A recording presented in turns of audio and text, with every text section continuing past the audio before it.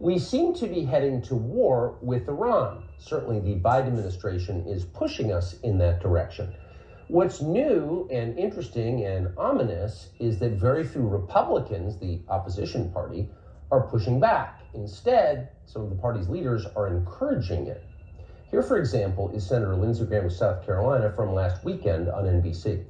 You said this week that the only way to keep the war from escalating is to hold Iran accountable, part of what you're talking about now, and that it might mean bombing their oil refineries. Yeah.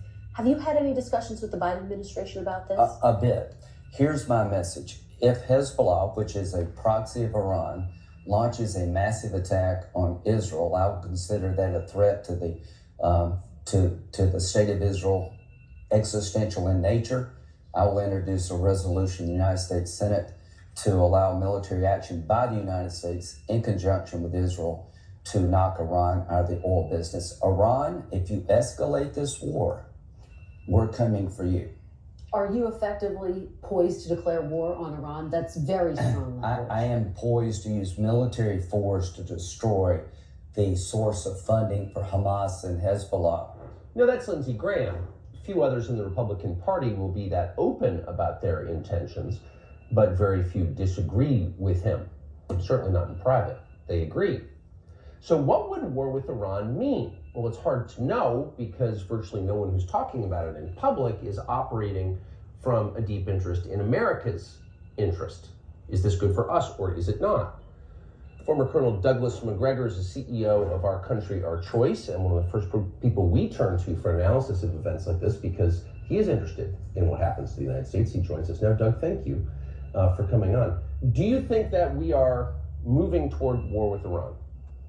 Yes, I do. And it looks like the chosen destination is indeed Armageddon.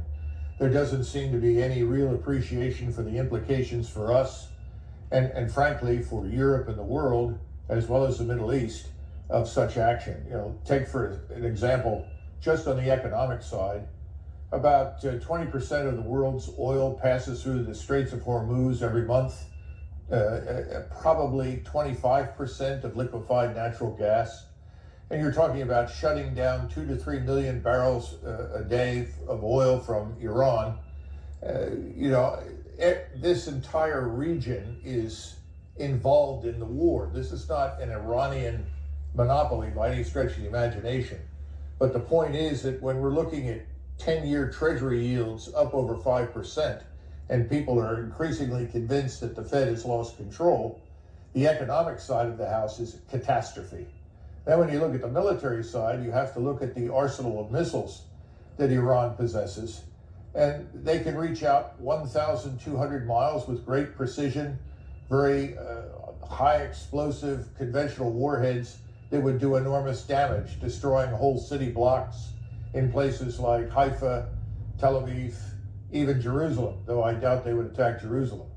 The bottom line is that we need to think this through, and everyone right now is emoting. There is no thinking anywhere, as far as I can tell. The only